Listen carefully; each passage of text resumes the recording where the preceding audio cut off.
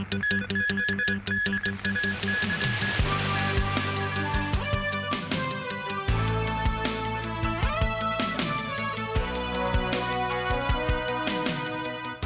and welcome to TVB News. I'm Melissa Hekalea. In their first face-to-face meeting since Moscow's invasion of Ukraine, U.S. President Donald Trump travels west and Russian President Vladimir Putin east to meet in Alaska on Friday. Whether the meeting can lead to a peace deal more than 3.5 years after Russia's invasion of Ukraine remains to be seen. But many analysts already consider the meeting a win for Putin. Tracy Furness has more. U.S. President Donald Trump met with the press in the Oval Office ahead of his trip to Alaska Friday for his meeting with Russian leader Vladimir Putin, promising a second meeting with Ukrainian President Volodymyr Zelensky included. We have a meeting with President Putin tomorrow.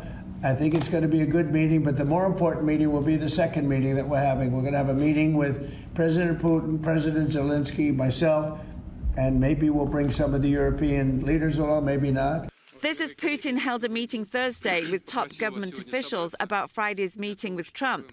In a short video released by the Kremlin, he said Trump's administration is making quite energetic and sincere efforts to stop the hostilities, stop the crises and reach agreements.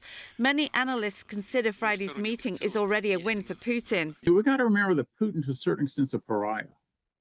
You know, he can't travel anywhere in the world he wants to. He's under all kinds of sanctions. Just the fact he's been invited to a world power like the U.S. is a big thing. I believe that Putin thinks that he can convince Trump yet again to see his point of view. So this is a really, really important moment for President Putin to be able to get inside Trump's head again and hopefully, from the Russian perspective, convince Trump that Russia's maximalist demands are what should drive negotiations with Ukraine. The talks are scheduled at 11:30 local time in the Elmendorf-Richardson military base in Anchorage, Alaska. After the two leaders' one-on-one meeting accompanied by interpreters, the delegations from both countries will join the talks. The Russian delegation will include the foreign minister, defense minister, finance minister and Putin's investment chief. Tracy Furness, TVB News. Hong Kong's economy continued to expand solidly in the second quarter of 2025. Real GDP grew by 3.1% year-on-year in the second quarter, picking up slightly from the growth of 3% in the preceding quarter. The growth was boosted by strong exports performance and improved domestic demand. Resilient external demand supported Hong Kong's total exports of goods to see accelerated year-on-year growth of 11.5% in real terms in the second quarter. The labor market saw some softening in the second quarter, and the seasonally adjusted unemployment rate rose to 3.5% from 3.2% in the preceding quarter.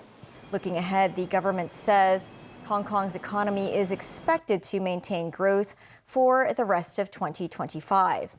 The government says its measures to boost consumption, attract investment, and diversify markets will provide further support to the Hong Kong economy. The Hong Kong Tourism Board announced that about 4.39 million people visited Hong Kong last month, a 12% year-on-year increase. Mainland tourists accounted for the largest number, roughly 3.5 million. Non-mainland Chinese visitors totaled 880,000, of which 450,000 were short-haul visitors, a 12% year-on-year increase. Visitors from Japan and Taiwan showed particularly strong growth. Long-haul visitors totaled 263,000, a 21% year-on-year increase, primarily driven by the UK, the US, Australia, France, and Germany. For the first 7 months of this year, approximately 28 million visitors visited Hong Kong, a 12% year-on-year increase. Hong Kong's panda twins Jia and Dede celebrated their first birthday today. At Ocean Park, Jia and Dede were treated to a special birthday cake, which they were keen to taste, as the theme park held a party to celebrate their birthday. Their mother Ying Ying gave birth to the giant panda twins in Hong Kong 1 year ago today. At Ocean Park, the occasion was attended by Secretary for Culture, Sports and Tourism, Rosanna Law, Chairman of the Hong Kong Tourism Board, Peter Lam, and Ocean Park's Chairman, Anthony Pang. Also in attendance were some 1-year-old children born on the same day as Jaja and Dede, as well as about 300 giant panda fans.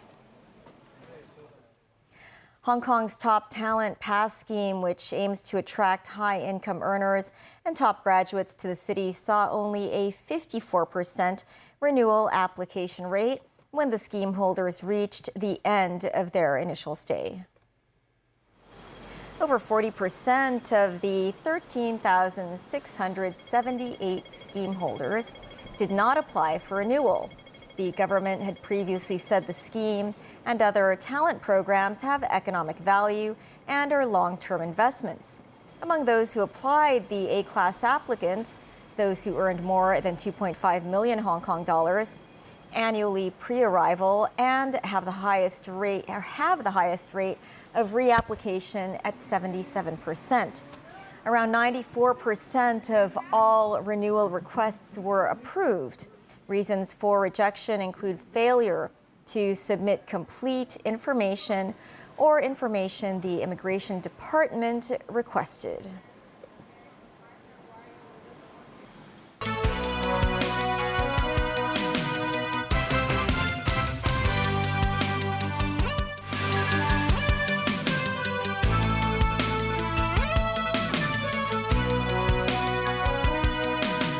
Australia held a memorial service to commemorate the 80th anniversary of victory in the Pacific. Part of the debt that we owe to all who served our nation is to remind ourselves how close history came to taking a very different path. Australia had 1 million conscripted soldiers in World War II. Nearly 40,000 died in the war. Back locally, the national security trial for the former media tycoon Jimmy Lai is in its final stage. However, the judge postponed the closing statements until next Monday after taking Lai's health issues into consideration. Samantha Lee has the details. There was a heavy security presence outside the West Kowloon court as Jimmy Lai was taken there by a prison van this morning. Lai was charged with colluding with foreign forces and publishing seditious materials, charges of which he pleaded not guilty. Lai's wife and son came to the court. Before the court, Lai's defense sought permission for Lai's absence from the closing argument proceedings because of his heart condition, but was rejected by the judges. Inside the court, the defense revealed that the 77-year-old had been experiencing heart palpitations in custody, adding there were cases where he felt he was collapsing.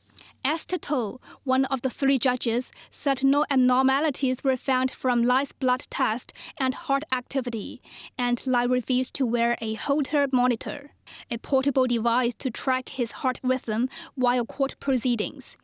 The defense said Lai was willing to wear the device and take medication, adding there might have been some misunderstanding.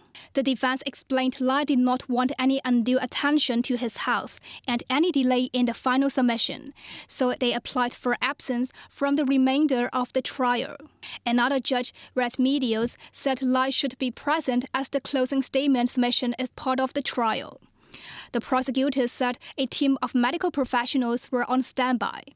But Judge Esther To said she was not comfortable to proceed with the trial and decided to postpone the hearing until next Monday, when Lai will wear a heartbeat detector. The hearing for closing statements was initially scheduled for Thursday, but was delayed due to poor weather. Samantha Lee, TVB News. Hong Kong has confirmed 1 more imported chikungunya fever case after a 23-year-old man fell ill. He visited Shunde district of Foshan in Guangdong on August 1st. The patient resides in a dormitory of the Hong Kong University of Science and Technology. He reported mosquito bites during his travel to Foshan, and upon his return to Hong Kong on August 3rd, he developed symptoms of fever, joint pain, and rash.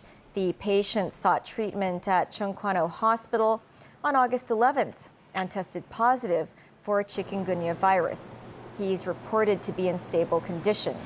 There have been 9 confirmed cases of the virus in 2025, and all the cases were imported. The Department of Health's Community Dental Support Program, launched in May this year, is set to be expanded with more services and beneficiaries starting in January 2026. The current program targets seniors receiving the old age living allowance, as well as low-income individuals. It provides oral examinations, fillings, and tooth extractions. It's served 1,800 people to date. The new program adds tooth cleaning, root canal treatment, and removable dentures with a maximum of 2 services per person and a 5-year interval between services. The enhanced program will replace the Community Care Fund's Elderly Dental Assistance Program, which will be suspended from January 2026 onwards.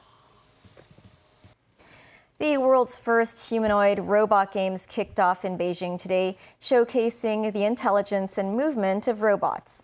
Apart from sports events, robots are also competing in tasks such as sorting medicine and cleaning. The 3-day event features 280 teams from 16 countries, including China, Japan, the U.S. A 1,500-meter running event was held on the first day of the games as robots competed by running at full speed. Some humanoids crashed into each other during a football match, while others needed treatment. Meanwhile, robots also performed various practical jobs, such as factory work, cleaning, sorting medicine, and welcoming hotel guests. Tickets for the games ranged from 180 to 580 yuan, which many spectators think is well worth it. That's the news. Thanks for watching. Have a good evening.